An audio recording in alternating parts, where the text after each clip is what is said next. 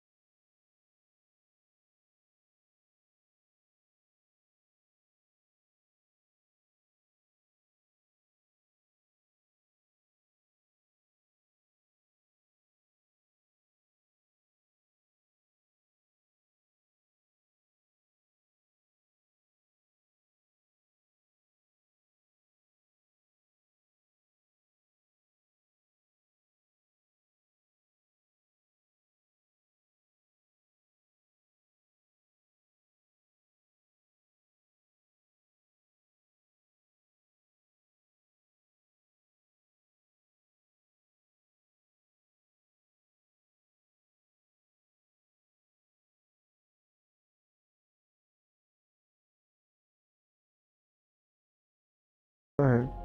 प्याज से हम कल्ब का इलाज और कोलेस्ट्रॉल को कंट्रोल करने की सलाहियत भी मौजूद होती है। और दोस्तों, अगर आप लोगों को वीडियो अच्छी लगी हो तो वीडियो को लाइक करें और चैनल को सब्सक्राइब करें। तो मिलते हैं अगली वीडियो में। तब तक के लिए अपना और अपने बहन भाइयों का ख्याल रखिएगा। अल्लाह हाफिज़।